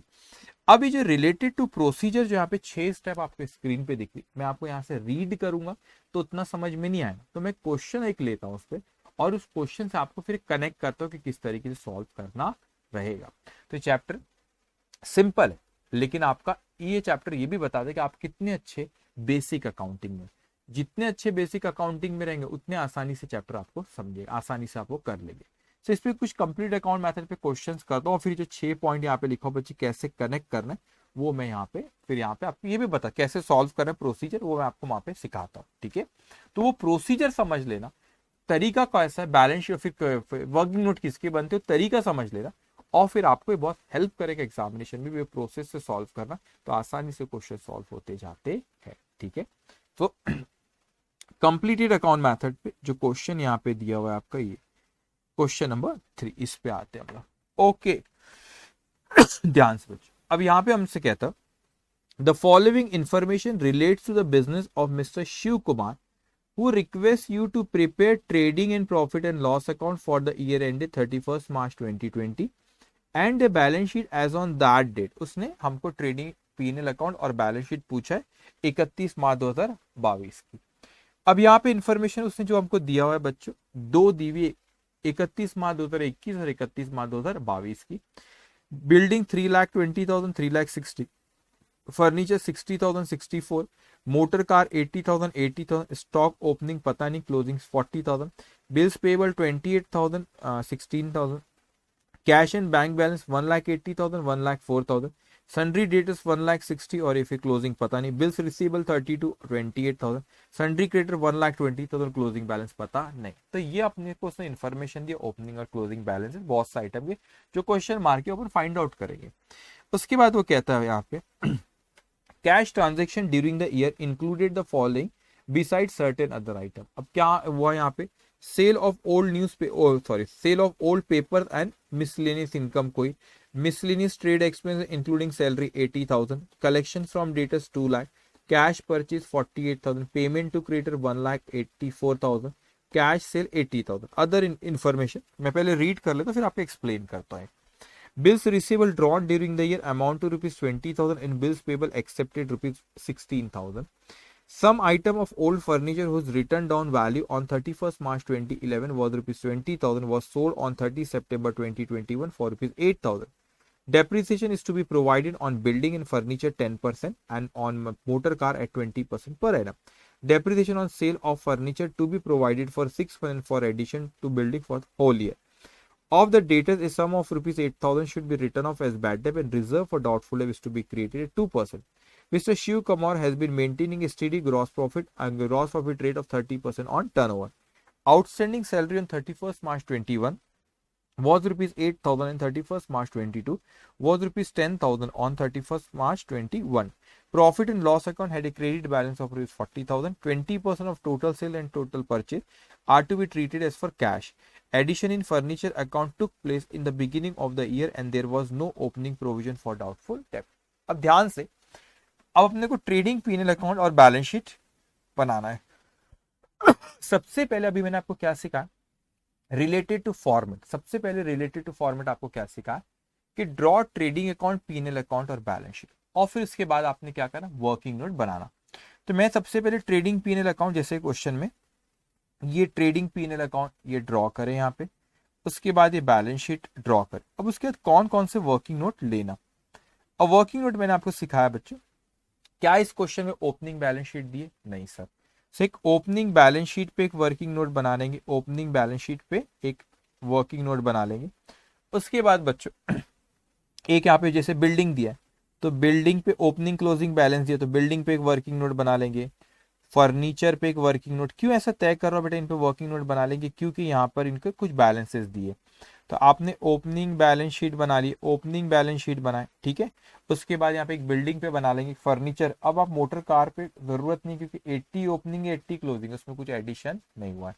तो एक आप स्टॉक का नहीं बनता, बिल्स पेबल एक बना लो, कैश और बैंक एक बना लो, डेटर्स बना लो, बिल्स रिसीवेबल बना लो, क्रेडिटर। तो जिनके बैलेंसेस दिए उनके क्या कर लिया आपने, जाके वहां पे अकाउंट बनाएंगे, वर्किंग नोट। अब आप देखोगे यहाँ पे मैंने वैसे ही बनाया हुआ, यहाँ पे ये ओपनिंग बैलेंस शीट दिया, बनाए, फिर बिल्डिंग बनाए, फर्नीचर बनाए, bills payable, cash and bank, फिर डेटर्स, बिल्स रिसीवेबल, और यहाँ पर फिर क्रेडिटर और ये एक्सपेंस। अच्छा, एक्सपेंसेस अभी वहां नहीं दिख रहा है, बाद में बात करेंगे एक्सपेंस पे। तो ये 8 वर्किंग नोट यहाँ पे बनाए। तो देखो मैंने कितने कहा यहाँ पे, ये हुए ना कितने, 1 2 3 4 5 6 7 और ये 8 वर्किंग नोट। तो ये 8 वर्किंग नोट बना। ये रिलेटेड टू फॉर्मेट हमने बात करें कि किस तरीके से फॉर्मेट, पहले क्वेश्चन तैयार शुरू कैसे करें। तो सबसे पहले trading account, PNL account, balance sheet draw कर ली, उसके बाद ये वर्किंग नोट इन सारों के बना ली। अब यहाँ पे सबसे पहले ख्याल रखना एग्जामिनेशन बच्चों, यहाँ पे सबसे पहले जो स्टेप है आपके, यहाँ पे सबसे पहले आपने यहाँ पे right opening balances, right opening balances in opening balance sheet and closing balances in closing balance sheet. कई बार क्या होता है कि बच्चे इसमें गलती करते थे, कोई आइटम को इधर उधर भूल जाते तो टैली नहीं होती फिर उनकी। अब ध्यान से, तो सबसे पहले हमने फॉर्मेट लेके उसके बाद क्या करोगे, जब सॉल्व करना शुरू करें, सबसे पहले opening balances in opening balance sheet. तो ओपनिंग बैलेंसेस की बात अगर मैं यहाँ पे करूँ, जो जो पता है उसको लिखते जाओ। Opening balance in opening balance sheet, तो ये दिखा 3,20,000, 60,000, 80,000। तो यहाँ पे देखेंगे आप opening balance sheet, working note number 1, 3,20,000, 60,000, ये 80,000। तो opening balance in opening balance sheet. तो यहाँ पे उसके बाद स्टॉक पता नहीं, तो आपने स्टॉक इस तरह लिख के कहाँ गया, स्टॉक ये भी क्वेश्चन मार्क है, बाद में पता चलेगा तो अपन वो लिख लेंगे वहां पे, ठीक है। उसके बाद बच्चे यहाँ पे दिया आपको bills payable 28, cash and bank 1,80,000। तो bills payable 28, cash and bank 1,80,000। फिर कहता है अपने से sundry debtors 1,60,000, bills receivable 30। Sundry debtors आपका 1,60,000 और बिल्स रिसीवेबल कितना आपका 32,000। फिर आपको उसके बाद कहते हैं सन्ड्री क्रेडिटर, सन्ड्री क्रेडिटर कितना 1,20,000। तो सन्ड्री क्रेडिटर आपका यहाँ पे 1,20,000। तो जो जो इन्फॉर्मेशन दी थी वो हमने वहां पे लिख ली। उसके बाद पहली step opening balance in opening balance sheet, दूसरी स्टेप होती है बेटा, मतलब उसी में फर्स्ट में क्लोजिंग बैलेंस इन क्लोजिंग बैलेंस शीट। तो यहाँ पे क्लोजिंग बैलेंस ये दिए 3,80,000, इसको लिख लो क्लोजिंग बैलेंस शीट। तो क्लोजिंग बैलेंस शीट जो पूछा है 3,60,000, सॉरी इनर कॉलम में, क्योंकि डेप्रिसिएशन आगे आएगा। उसके बाद उसने अपने से कहा फर्नीचर 68, तो फर्नीचर यहाँ पे आ गया 68,000 रुपीज। ये ठीक है, प्रोसेस याद, opening balance is opening balance sheet, closing balance closing balance sheet. फिर उसके बाद ये मोटर कार 80 और फिर ये 40 स्टॉक, मोटर कार 80 40 स्टॉक। फिर अपने से कहता है bills payable 16, cash and bank 1,04,000। तो बिल्स पेबल किधर गया 16, कैश और बैंक यहाँ पे फिर आपका ये आ गया, कैश और बैंक किधर गया, कैश और बैंक 1,04,000। फिर आगे अपने से कहता है यहाँ पे सन्ड्री डेटा, सन्ड्री डेटा अभी अपने को पता नहीं है तो क्वेश्चन मार्क है। तो जो जो पता नहीं है ना, मैं यहाँ पे कोई कलर कर देता हूँ उसको, अभी फिलहाल मेरे को पता नहीं है तो मैं ऐसे कलर कर देता हूँ, ये बाद में लिखेंगे अपन। ये स्टॉक भी फिलहाल अपने को पता नहीं है तो उसको कलर कर दियो, क्वेश्चन सॉल्व करा इसलिए लिखा है। जैसे जो नहीं पता उसको लिख के डेटस लिख के छोड़ दी, ओके। उसके बाद यहाँ पे फिर वो कहता है अपने से 28 बिल्स रिसीवेबल, क्रेडिटर नहीं पता, तो बिल्स रिसीवेबल है आपका 28, क्रेडिटर मुझको अभी पता फिलहाल नहीं, ठीक है। तो ओपनिंग बैलेंस शीट में लिख लिए बच्चों, क्लोजिंग बैलेंस शीट में लिख लिए। ये आपकी कौन सी पहली स्टेप, ये आपकी पहली स्टेप है, ओपनिंग बैलेंस शीट में, क्लोजिंग बैलेंस पे। कभी भी इस चीज के मतलब ये मैं सजेस्ट नहीं करता कि कोई कभी भी फॉर्मेट तरीको मतलब ऐसे कोई चीज को रटो नहीं, ये हमेशा कंसेप्ट से ही जाना, लेकिन प्रोसेस इसलिए बताया जा रही है कि कोई चीज मिस ना हो जाए सॉल्व करते वक्त। जनरली इसमें ऐसी लेंथी क्वेश्चंस होते तो कई बार मिस हो जाता है, तो आंसर फिर आते नहीं, तो प्रोसीजर करो तो गलती होने के चांसेस बहुत कम रहते हैं। फिर आपने सेकंड कहता है कि आपको ओपनिंग, पहले तो ओपनिंग बैलेंस और closing, opening balances in opening balance sheet, closing balances in closing balance sheet हमने लिख ली। अब उसके बाद सेकंड है कि जो इसके भी आपको अकाउंट ये बैलेंसेस दिए, ओपनिंग और क्लोजिंग बैलेंसेस जिसके भी आपको क्वेश्चन में दिए हुए, सो रेलेवेंट वर्किंग नोट में जाओ और वहां पे ओपनिंग, रेलेवेंट वर्किंग नोट में जाओ और वहां पर ये ओपनिंग और क्लोजिंग बैलेंसेस लिखते जाओ। अब समझेंगे तो यहाँ पे मतलब क्या करे, step number 2, relevant working note में जाओ। तो रेलेवेंट मतलब यहाँ पे पहले बिल्डिंग का ओपनिंग 3,20,000, क्लोजिंग 3,60,000। सो बिल्डिंग में गए यहाँ पे और ओपनिंग लिखे 3,20,000 और क्लोजिंग लिखे 3,60,000। उसके बाद यहाँ पे फर्नीचर ओपनिंग 60, क्लोजिंग 68, तो फर्नीचर यहाँ पे ओपनिंग 60, क्लोजिंग 68। उसके बाद यहाँ पे मोटर कार ओपनिंग 80, क्लोजिंग 80। अब इसका वर्किंग नोट नहीं बनाया क्योंकि ओपनिंग और क्लोजिंग क्या है, सेम, तो इसलिए यहाँ पे इसका वर्किंग नोट नहीं। अब स्टॉक में यहाँ पे कोई इसका स्टॉक का अकाउंट नहीं होता, ठीक है, तो यह ओपनिंग अपने को स्टॉक अभी पता नहीं, जब भी पता चलेगा तो ट्रेडिंग अकाउंट के डेबिट साइड में मैं यहाँ पे वो स्टॉक लिखूंगा, अभी फिलहाल मेरे को पता नहीं है। उसके बाद यहाँ पर फिर आपको क्लोजिंग स्टॉक है 40,000, तो आप ट्रेडिंग अकाउंट के क्रेडिट में आपने 40,000 लिख ली। फिर यहाँ पे बच्चों उसके बाद बिल्स पेबल ओपनिंग 28, क्लोजिंग 60, तो बिल्स पेबल क्या, लाइबिलिटी, उसके क्रेडिट बैलेंस होते 28,000 और 16,000। सो ओपनिंग आपने यहाँ पे लिखी 28,000 और क्लोजिंग कितना लिखे आपने 16,000। लाइबिलिटी के कौन से बैलेंस होते, क्रेडिट बैलेंस होते हैं। उसके बाद यहाँ पे बच्चों कैश एंड बैंक का ओपनिंग 1,80,000 और क्लोजिंग है 1,04,000। सो कैश और बैंक का ओपनिंग है आपका, कैश किधर गया, कैश और बैंक, हाँ, कैश और बैंक का ओपनिंग 1,80,000 और क्लोजिंग है आपका 1,04,000। उसके बाद क्वेश्चन में अपने को दिए डेटर्स का ओपनिंग है 1,60,000 और क्लोजिंग हमको पता नहीं। सो डेटर्स जो आपने वर्किंग नोट बनाए उसमें ओपनिंग लिखो उसका वहां पे 1,60,000 और क्लोजिंग अभी फिलहाल अपने को पता नहीं है, ठीक है, तो वो डेटर्स क्लोजिंग बैलेंस लिख के ब्लैंक लिख देते वहां पे। उसके बाद यहाँ पे ओपनिंग यहाँ पर देखो तो रिसीवेबल 32, क्लोजिंग 28, क्रेडिटर फिर 1,20,000 क्लोजिंग पता नहीं 32, 28, ओके। तो ये bills receivable 32 opening asset debit balance, closing 28, creditor opening 1,20,000 अभी क्लोजिंग मुझको पता नहीं है। एक्सपेंस कौन सी वर्किंग यूनिट है 9th, उसके बारे में बात करेंगे आगे इन्फॉर्मेशन। तो सबसे पहले अपन ने क्या करे बच्चों, opening balances in opening balance sheet, फिर closing balances in closing balance sheet, फिर रेलेवेंट वर्किंग नोट में जाके ओपनिंग और क्लोजिंग बैलेंसेस लिख दी। अब उसके बाद यहाँ पे ट्रांजेक्शन रीड करेंगे। अब कैश ट्रांजेक्शन है तो sale of old paper and miscellaneous income 20,000, क्या एंट्री पास होगी, कैश अकाउंट डेबिटेड टू वो इनकम अकाउंट। तो कैश में अब ट्रांजेक्शन, अच्छा ये आपने पहली step opening balance in opening balance sheet और closing balance closing balance sheet. फिर उसके बाद बच्चों रेलेवेंट वर्किंग नोट में जो ओपनिंग और क्लोजिंग बैलेंस लिखो कर ले। तीसरा आपका ये होता है कि ट्रांजेक्शन दिए हुए ये ट्रांजेक्शन को पढ़ो और उस पर एंट्री पास करो और पोस्टिंग करते जाओ, रेलेवेंट जगह पे लिखते जाओ। तो यहाँ पे मैंने कहा पहला आपने यहाँ पे 20,000 का वो ओल्ड पेपर्स कोई बेचो और कोई मिसलेनियस इनकम आप, तो एंट्री पास होगी cash account debited to miscellaneous income account. तो कैश अकाउंट जो आपने बनाए वहां पे आपने ये 20,000 से डेबिट करे, मिसलेनियस इनकम है कहाँ पे देंगे, पीएनएल के क्रेडिट में, तो मिसलेनियस इनकम आपकी पीएनएल में आ गई 20,000। उसके बाद यहाँ पे क्वेश्चन में हमसे कहता है miscellaneous trade expense including salary, अब कोई आपने एक्सपेंसेस पे करे सैलरी के साथ 80,000 रुपए। अब मेरी बातों को बहुत ध्यान से सुनो, इस क्वेश्चन में अगर देखा जाए तो यहां पर आपको कोई आउटस्टैंडिंग सैलरी दी हुई है, इसको अपन अभी रीड करेंगे थोड़ी देर बाद। आउटस्टैंडिंग सैलरी दी हुई अपने को क्वेश्चन, जब भी कोई आउटस्टैंडिंग एक्सपेंस हो, कोई भी चीज आउटस्टैंडिंग है जिसका हिसाब किताब बचा हुआ है, तो आप लॉजिक समझना।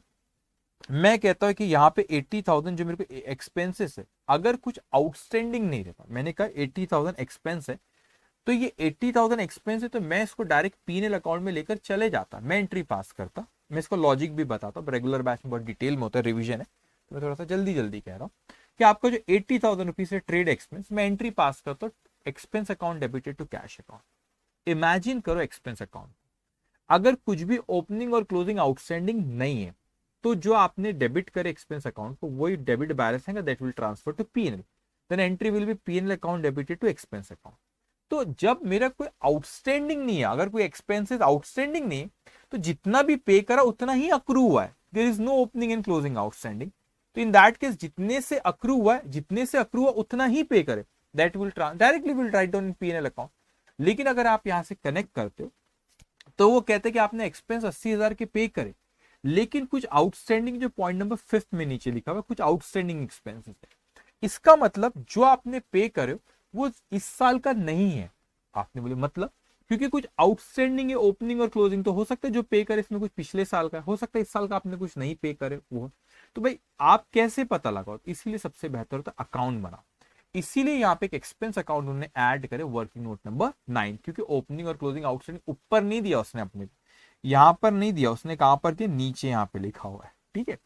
सो यहाँ पे एक expense account debited to cash account, expense account में जाएंगे, एक्सपेंस अकाउंट में जाएंगे, यहाँ पे 80,000 से डेबिट करे, 80,000 रुपीज से क्या करे, डेबिट करे, और कैश अकाउंट को 80,000 रुपीज से क्या करें, यहाँ पे क्रेडिट करें।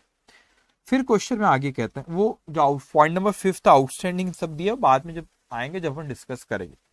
Collection from debtors, entry pass कर, cash account debited to debtors account, तो कैश को मैं डेबिट करता हूँ कितने अमाउंट से, कैश को मैं डेबिट करता हूँ 2 लाख रुपीज से, और डेटस अकाउंट को क्या करेंगे अपन, क्रेडिट करेंगे। डेटस भैया कहाँ गए, डेटस किधर गए, नीचे, अच्छा, डेटस का आपने क्रेडिट करे 2 लाख रुपीज से। उसके बाद क्वेश्चन में अपने से कहता है वो यहाँ पे कैश परचेज, तो purchase account debited to cash account, तो परचेज आपका ट्रेडिंग के डेबिट में चले जाएगा 48,000, और कैश अकाउंट को क्रेडिट करेंगे आप 48,000 से।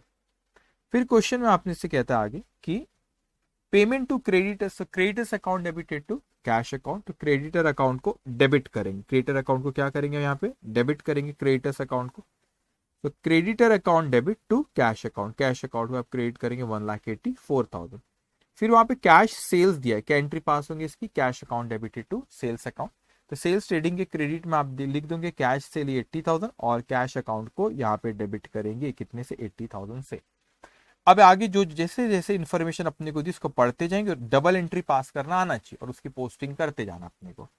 अब यहाँ पे आगे कहते हैं अपने से पहला point, bills receivable drawn during their amounted to ₹20,000, 20,000 रुपए का बिल ड्रॉ कर, एंट्री पास करो, अरे करो entry pass, bills receivable account debit to debtors account, तो जाएंगे बिल्स रिसीवेबल अकाउंट में, और उसके बाद बिल्स पेबल एक्सेप्ट करे 16 का, तो पहले bills receivable account debit to debtors account, तो बिल्स रिसीवेबल को आप यहाँ पे डेबिट करेंगे 20,000 रुपीज से, और डेटर्स को क्या करेंगे आप यहाँ पे क्रेडिट करे आपने 20,000 रुपीज से, किधर गए डेटर्स, ये। उसके बाद बिल एक्सेप्ट करे आपने कोई कितने अमाउंट का था, आई थिंक 16,000 का था, तो बिल्स नहीं, हाँ 16,000 के, ओके 16,000 का बिल एक्सेप्ट कर, तो क्या एंट्री पास है, creditors account debit to bills payable, bills payable को क्रेडिट करे 16,000 रुपए, और यहाँ पे क्रेडिटर को आपने डेबिट करे 16,000 रुपीज से। फिर क्वेश्चन में हमसे कहता है कि some item of old furniture was written down value on 31st of March 2021 was ₹20,000, मतलब पिछले साल अपन 31 मार्च 2022 का बना है, तो पिछले साल के एंड में जिसकी वैल्यू कितनी थी 20,000 रुपए, उसको आपने 30 सितंबर को बेचे, 30 सितंबर को बेचे 8,000 में।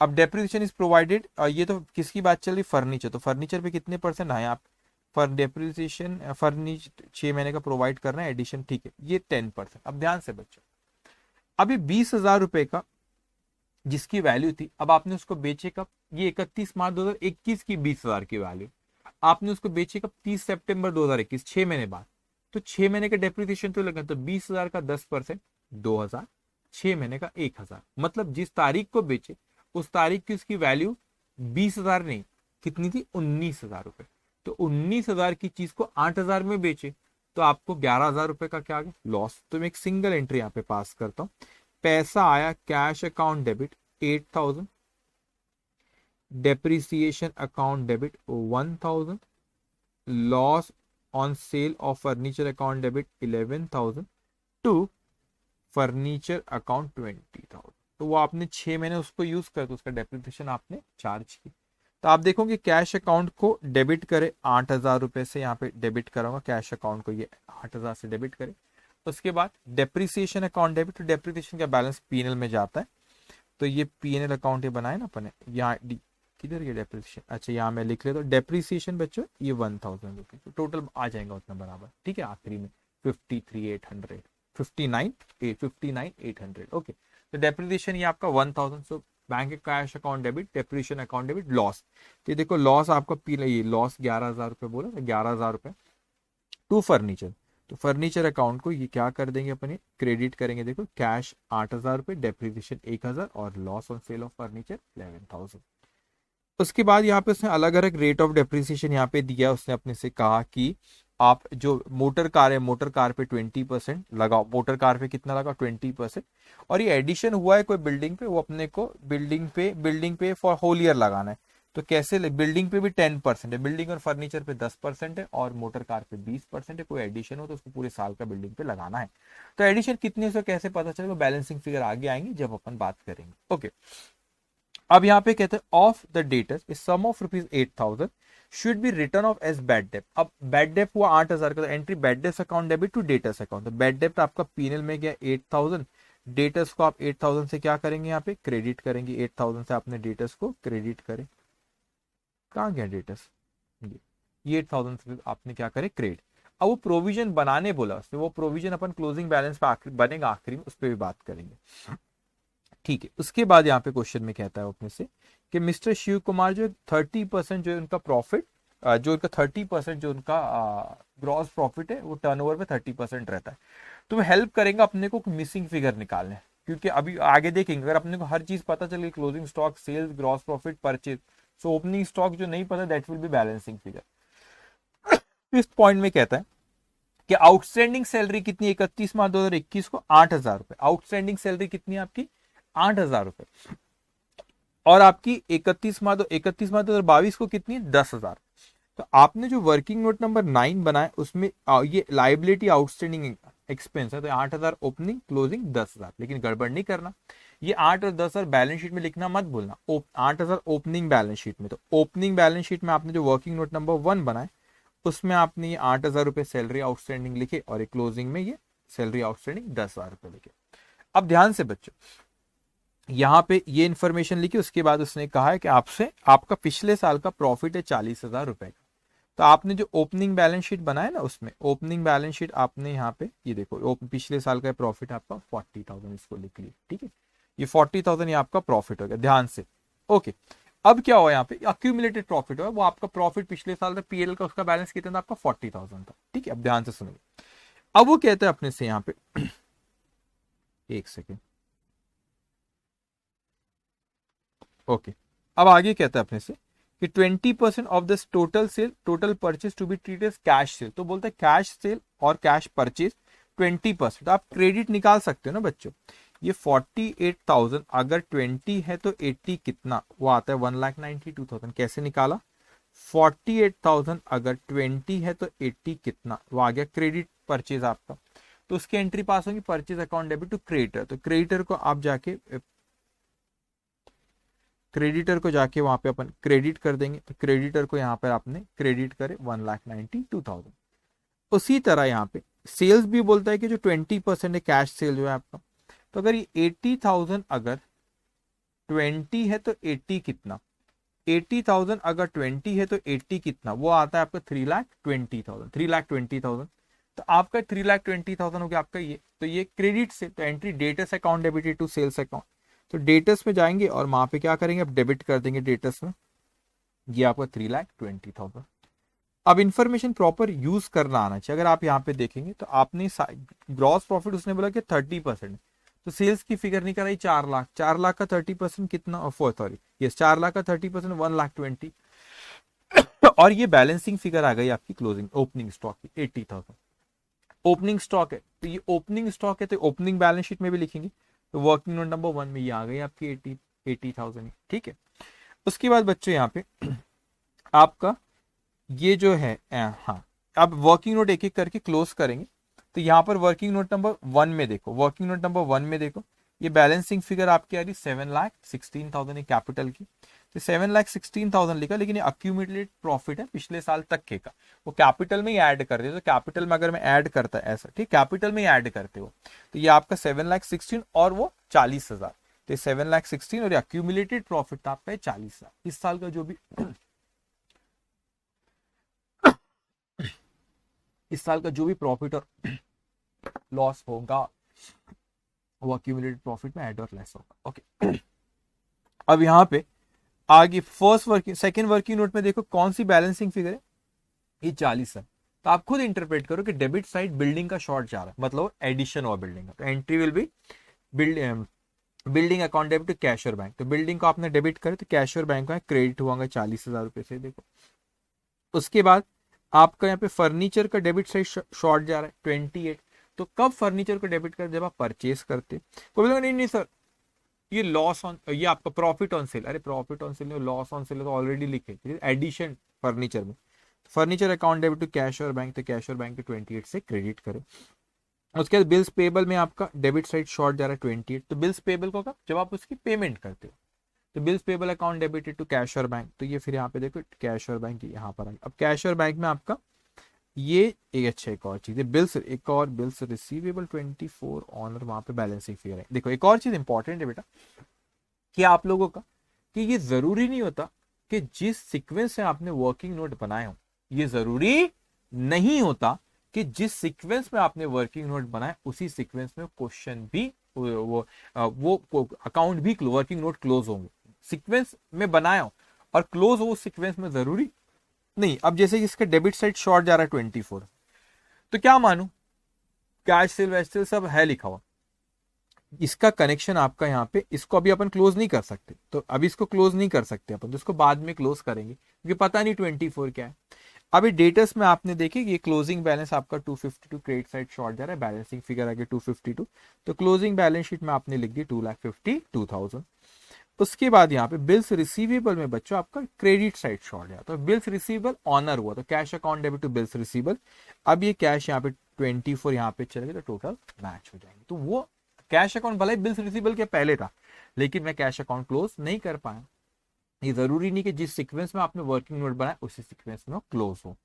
क्रेडिटर में फिर आपका क्लोजिंग बैलेंस आ गया 1,12,000, तो आप क्लोजिंग बैलेंस शीट में ये लिख लेंगे 1,12,000, ये लिख लिया आपने, ठीक है।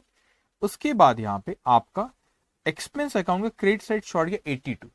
तो पीएनएल अकाउंट में आप एक्सपेंस को डेबिट करते हैं ना, और यहां से ट्रांसफर होता है, इसको क्या करते हैं, क्रेडिट। तो देखो आपने 80 पे करे थे, 80,000 यहाँ पे पे करे थे, लेकिन जरूरी नहीं कि जो पे करे उतना ही अक्रू हुआ। अक्रू 82 से हुआ, 82 से हुआ, आपने 80 पे करे वो बात अलग है, उसमें 8,000 पिछले साल का, इस साल का 10 नहीं दिया आपने, तो वो उतना पे करे आपने 80। तो यहाँ पे 82 से accrue, it will go to PNL account. तो यहाँ पर आपका 82,000 रुपीज आपका पीएनएल अकाउंट में ये आ जाएगा, ठीक है। अब डेप्रिसिएशन क्वेश्चन में बोला, तो यहाँ पे देखेंगे आपका बिल्डिंग है, इस पे बिल्डिंग पे आपका 10% बोला, तो 36,000, तो ये 3,24,000। जो एडिशन भी हुआ उस पे भी बोला पूरे साल का चार्ज करो, तो है आपका बिल्डिंग पे 36,000, तो प्लस 36,000 डेप्रिसिएशन। फिर फर्नीचर पे 10% 6,800, तो प्लस 6,000 ये 800, इस पे डेप्रिसिएशन चार्ज करना है। और डेप्रिसिएशन जो चार्ज हुआ 1,000 वो साल के बीच पे गया, उस पे ये जो 62 जो साल के आखिरी में रखे हुए उन पे डेप्रिसिएशन चार्ज हो रहा है।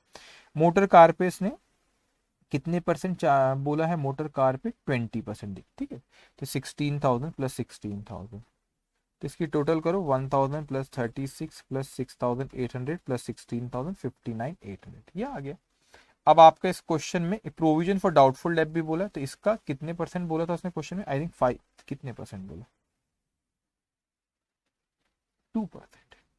तो PNL account debit to provision for doubtful और रिजर्व फॉर डाउटफुल डेट, तो आपने बैलेंस शीट में ये देखो इसका 5%, ये 2%, सॉरी 2,52,000 का 2%। तो 2,52,000 का 2%, ये 5,040, तो इसमें से माइनस होकर आउटर कॉलम पे पीएनएल में। इस क्वेश्चन में लॉस है, तो लॉस आपने यहाँ से क्या करें, ये माइनस, तो प्रॉफिट लॉस हुआ तो अक्यूमुलेटेड प्रॉफिट में से क्या करेंगे, कम, तो आउटर कॉलम पे बैलेंस शीट टैली। तो ये सीक्वेंस याद रखना। सबसे पहले फॉर्मेट से रिलेटेड ओपनिंग, सबसे पहले बैलेंस शीट, सबसे पहले ट्रेडिंग अकाउंट, पीएनएल अकाउंट और बैलेंस शीट ड्रॉ कर। Working note, opening balance sheet नहीं दिए तो ओपनिंग बैलेंस शीट की वर्किंग नोट बनाओ, और जिनके बैलेंसेस दिए हैं, जिनके बैलेंसेस दिए आपको उनकी वर्किंग नोट बनाओ। तो वर्किंग नोट पहले पूरी ड्रॉ करें, ये फॉर्मेट से रिलेटेड। फिर आपके यहाँ पे किससे रिलेटेड फिर बच्चे यहाँ पे ट्रांजेक्शन, फिर आपको सॉल्व कैसे करना है। सबसे पहले opening balances in opening balance sheet और closing balances in closing balance sheet. उसके बाद दूसरी स्टेप, आप ओपनिंग बैलेंस और क्लोजिंग बैलेंस, ओपनिंग बैलेंस क्या करो, वो ओपनिंग बैलेंस और क्लोजिंग बैलेंस जिनके बैलेंसेस दिए वो रेलेवेंट वर्किंग नोट में जाके ओपनिंग और क्लोजिंग लिखो। एसेट है तो डेबिट बैलेंस होते हैं डेबिट में, ओपनिंग क्लोजिंग क्रेडिट में। लाइबिलिटी क्रेडिट बैलेंस होते ओपनिंग क्रेडिट में लिखना, क्लोजिंग डेबिट में लिखना। उसके बाद पूरे के पूरे ट्रांजेक्शन हमने रीड करे और डबल एंट्री इफेक्ट देते जाओ, डेबिट क्रेडिट देते जाओ, वो करे आपने। वो सारे हुए बाद बैलेंसिंग करो हर अकाउंट जो अभी करा, वर्किंग नोट जो बना है उसकी बैलेंसिंग करो, और जो बैलेंसिंग फिगर आती है इंटरप्रेट करके उसको सही जगह पर लिखो। आफ्टर डूइंग अब all such closing of income expense asset liability right of in final account, final account में अपन उसको जो जो भी बैलेंस हो रेलेवेंट जगह पे लिख लेते। और आपका the closing balance of stock, हाँ ठीक है, स्टॉक डायरेक्टली आप वो ट्रेडिंग में और वो बैलेंस शीट में लिखते हैं। तो ये प्रोसेस ख्याल रखना, तो आपकी गलती होने के चांसेस बहुत कम हो जाते हैं। ठीक है, ये इंपॉर्टेंट है। आप इस चैप्टर में 50 क्वेश्चन करो, 100 करो, आप प्रैक्टिस होती है, वो बड़ी इंपॉर्टेंट प्रैक्टिस होती है, आपकी ग्रिप भी आती है, इंटरप्रेट करना आता है।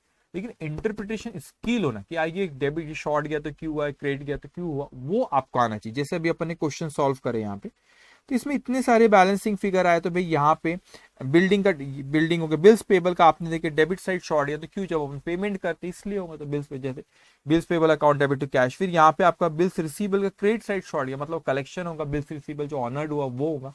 तो आपको ये इंटरप्रिटेशन करना आना चाहिए। ओके, सो इस पे और एक हम लोग कोई क्वेश्चन देखते हैं, क्वेश्चन नंबर 4। अब इसलिए मैं क्वेश्चन नंबर 4 अलग से ले रहा हूं क्योंकि अब ऐसा क्वेश्चन हमने एक करे जिसमें आपको ओपनिंग बैलेंस शीट की working note, opening balance sheet नहीं दी हुई थी, तो वर्किंग नोट में ओपनिंग बैलेंस शीट बनाए। अब ये ऐसा क्वेश्चन है जिसमें आपको ओपनिंग बैलेंस शीट दी हुई है, तो क्या अपने को वर्किंग नोट में ओपनिंग बैलेंस शीट बनाने की जरूरत रहेगी कि नहीं, तो फिर वर्किंग नोट में ओपनिंग बैलेंस शीट की बनाने की जरूरत नहीं रहेगी। ठीक है, अब ध्यान से हम देखते हैं। यू आर गिवन, क्या दिया हुआ है हमको, you are given a the balance sheet of A on 1st April 21 and the cash transaction for the year of 31st March 22, a summary of the remaining transaction for the year up to March 31 22, balance sheet as on 1st April 21। अब उसने वही अपने को पूछा है, you are given balance sheet अपने को दिया उसने 1 अप्रैल, मतलब ओपनिंग बैलेंस शीट दिया, ट्रांजेक्शन दिया, रिसिप्ट और पेमेंट दिया हुआ। अब ये बैलेंस शीट 1 अप्रैल 2021 की अपने को क्वेश्चन में जो बनाना रहेगा वो अपने को बनाना है 31 मार्च 2022। तो ओपनिंग बैलेंस शीट दी हुई है, तो अपने को ओपनिंग बैलेंस शीट बनाने की जरूरत नहीं है। पहले मैं रीड कर लेता हूँ फिर अपन आगे डिस्कस करते हैं। फिर बैलेंस शीट जो पिछले साल की दी हुई अपने को, bank overdraft 500, sundry creditor 3600, bills payable 1600, capital 20000, asset side cash in hand 70, bills receivable 2500, sundry debtors 3900, stock of good 7530, plant and machinery 4700, land and building 7000, receipt and payment account balance brought down 70। फिर उसके बाद अपने को receipt from debtors 29000, bills receivable 10000, cash cell 3700, payment side पे bank overdraft का opening balance पे 500, salaries पे करे 4900, वेजेस 1580, बिल्स पेबल का पे करे 14300, payment to creditor 14700, office expense 800, drawings 4500, investment at par 9%, government promissory note से 1000 रुपीज के 1 अक्टूबर को लिए, उसके बाद बात करेंगे। फिर वहां पे उसने बैलेंस दिया कैश का 40 और बैंक का 450 टोटल। फिर समरी ऑफ रिमेनिंग ट्रांजेक्शन जो होते हैं उसके बारे में बोला, sales credit sale 40,700, purchase 30,000, bills receivable receive 10,900, stock of goods on 31st March 5,300, discount to customer 200, discount receive 100, bills payable issued 15,000। अब वो कहता है provide for doubtful debt 5% on debtor outstanding, provide for depreciation plant and machinery at 5% and land and building at 2.5%, prepaid trading in profit and loss account for the year ended 31st March 22 and balance sheet as on that date. और उस तारीख की क्या पूछा उसने अपने से, balance sheet पूछा है। तो ये trading PNL account balance sheet सबसे पहले रिलेटेड टू फॉर्मेट, सबसे पहले आपने क्या करे, आपने जाके trading account profit and loss account अपन ने, ये ट्रेडिंग अकाउंट P&L अकाउंट अपन ने ड्रॉ करे। उसके बाद आपने बैलेंस शीट भी ड्रॉ करे। अब वर्किंग नोट, किस किस की वर्किंग नोट बनाएंगे, तो वर्किंग नोट पे आप यहाँ पे देखो कि आपको ओपनिंग बैलेंस शीट नहीं दिख रही। आपने बोला सर क्यों नहीं दिख रही ओपनिंग बैलेंस शीट, क्योंकि ओपनिंग बैलेंस शीट इसीलिए नहीं दिख रही, क्वेश्चन में ऑलरेडी ओपनिंग बैलेंस शीट दी तो उसकी वर्किंग नोट नहीं बनाना। अब मैंने कहा ऑलरेडी बना हुआ, अब किसके में अकाउंट किसके बनाएंगे बेटा, वर्किंग नोट। तो यहां पर आप देखेंगे अगर आप चाहो तो बनाओ, लेकिन सही नहीं है बनाना। क्यों, कैश का और बैंक ओवरड्राफ्ट का, इसकी कैश और बैंक अकाउंट नहीं बनाना, क्योंकि पूरे साल का कैश और बैंक अकाउंट ऑलरेडी दिया। देखो आपको कैश का ओपनिंग बैलेंस पिछले साल का क्लोजिंग, इस साल का ओपनिंग 70, बैंक ओवरड्राफ्ट ऑफ 500, ये आपने को ऑलरेडी पूरा का पूरा कैश और बैंक अकाउंट दिया हुआ है क्वेश्चन में। तो हम लोगों को ना ही तो ओपनिंग बैलेंस शीट का वर्किंग नोट बनाने की जरूरत है, और ना ही तो हम लोगों को यहाँ पे कैश और बैंक की वर्किंग नोट बनाने के लिए, तो कोई क्वेश्चन में दिया हुआ है।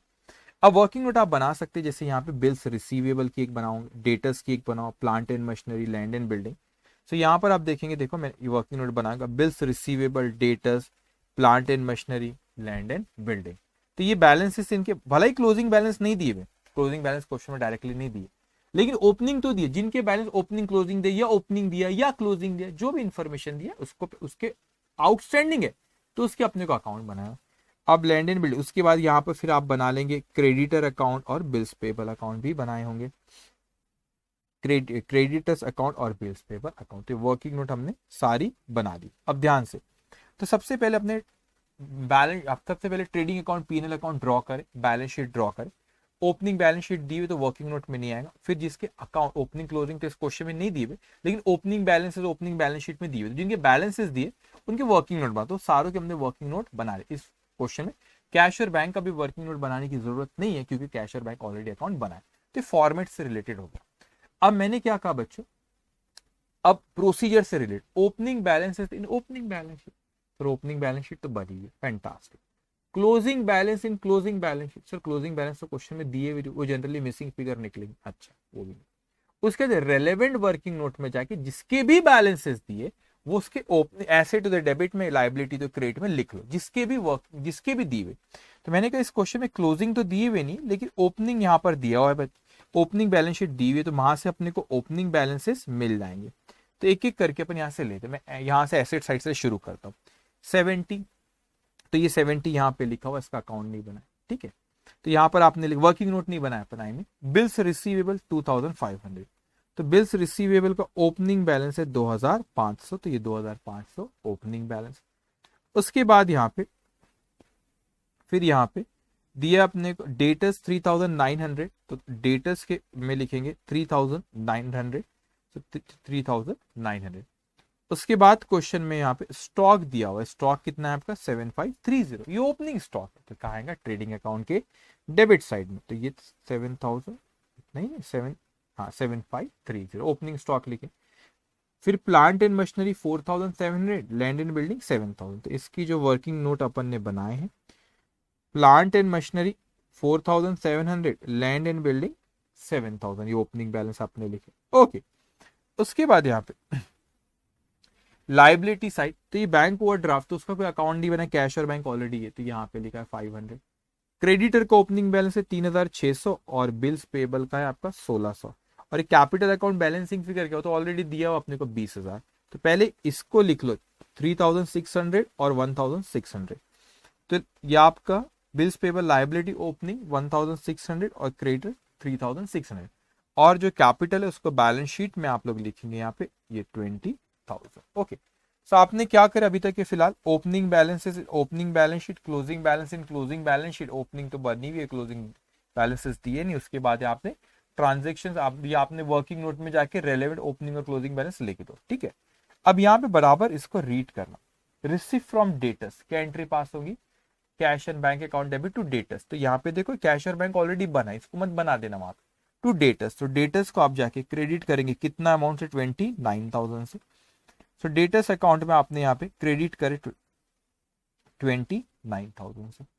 उसके बाद क्वेश्चन में दिया है यहाँ पे बिल्स रिसीवेबल, रिसिप्ट है बच्चे, तो cash account debit to bills receivable, bills receivable account को क्रेडिट करेंगे आप कितने से, 10,000 रुपए से, 10,000। उसके बाद क्वेश्चन में दिया आपने से cash sale, cash account debited to sales account, तो आपने ट्रेडिंग अकाउंट के क्रेडिट में ये कैश सेल 3700। उसके बाद आपको यहाँ पे पेमेंट साइड, ये बैंक ओवरड्राफ्ट हो तो ओपनिंग बैलेंस दिया, सैलरी 4900 की। अब इस चीज को समझना, इस सैलरी को मैं डायरेक्ट पीएनएल अकाउंट में लिख, बोलेंगे सर आप कैसे लिख सकते हो, पिछले क्वेश्चन में तो आपने अकाउंट बनाए थे वहां पे, बिल्कुल सही। पिछले क्वेश्चन में ओपनिंग और क्लोजिंग कुछ आउटस्टैंडिंग थे, इसमें नहीं है, तो 4900 रुपए जो है आपका, जितना आपने पे करे उतना से ही अक्रू हुआ, क्योंकि उसके आउटस्टैंडिंग नहीं है। मैं आपको समझाने के लिए एक सैलरी अकाउंट बनाता हूँ, ये सैलरी अकाउंट है, इसमें मैंने पे किया 4900, तो ये 4900 पे किया salary account debit to cash और बैंक, तो ये बैलेंसिंग फिगर 4900 ही आएंगी ना, तो it will go to PNL, क्योंकि ओपनिंग और क्लोजिंग आउटस्टैंडिंग कुछ भी नहीं है, तो जितना आपने पे करे उतने से ही अक्रू हुआ, तो फिर इसलिए अकाउंट वर्किंग नोट बनाने की जरूरत नहीं रहती, तो it will go directly to PNL account 4900, ये 4900। ओके। उसके बाद वेजेस 1580, तो wages account debited to cash और बैंक, तो ये ट्रेडिंग में 1580, उसमें अगर कुछ आउटस्टैंडिंग रहता तो वेजेस अकाउंट बनाता, सैलरी अकाउंट बनाता, लेकिन कुछ भी आउटस्टैंडिंग उसका नहीं है। बिल्स पेबल की पेमेंट, तो bills payable account debit to cash and bank account 14300, तो बिल्स पेबल अकाउंट को डेबिट करे आपने 14300। उसके बाद payment to creditor 14700, creditors account debited to cash और बैंक अकाउंट, तो क्रेडिटर अकाउंट डेबिट, ये देखो 14700। उसके बाद फिर है ऑफिस एक्सपेंस, तो कुछ भी आउटस्टैंडिंग नहीं ऑफिस एक्सपेंस करके, तो जितना पे करे उतना ही अक्रू है, तो ऑफिस एक्सपेंस पीएनएल के डेबिट में 800 ऑफिस एक्सपेंस। उसके बाद drawings account debited to cash account, तो ड्राइंग्स का डेबिट बैलेंस होता है, कैपिटल में से माइनस होता है, ड्राइंग से 4500 माइनस करे। फिर उसके बाद ये investment account debit to cash और बैंक 1000, तो इन्वेस्टमेंट आपका एसेट में आ जाएंगे 1000, लेकिन एक चीज ख्याल रखना, ये आपने कब परचेज करे इन्वेस्ट, 1 अक्टूबर 2021 को, 1000 रुपए का इन्वेस्टमेंट 9%, 1 अक्टूबर खरीदे मतलब 6 महीने का इंटरेस्ट मिलेगा, उसमें 9% बोला है ना उसने, तो 1000 का 9%, 90 मल्टीप्लाई 45 आएगा, तो 45, we follow accrual system of accounting, so accrued implied उसने नहीं बोला तो भी accrued interest account debit to interest account, ठीक है, अक्रूड इंटरेस्ट क्योंकि हिडन एडजस्टमेंट है। सो 45, तो ये एसेट साइड में लिखेंगे 45 यहाँ पे, अक्रूड इंटरेस्ट रिसीवेबल या अक्रूड इंटरेस्ट 45, और ये आपने यहाँ पे क्रेडिट करे इनकम है इंटरेस्ट 45। उसके बाद यहाँ पे सारे यहाँ पे हो गए, ये क्लोजिंग बैलेंस दिया 40 और 450, तो 40 आपको बैलेंस शीट में लिख लेंगे, कैश का है 40 और ये बैंक का 450।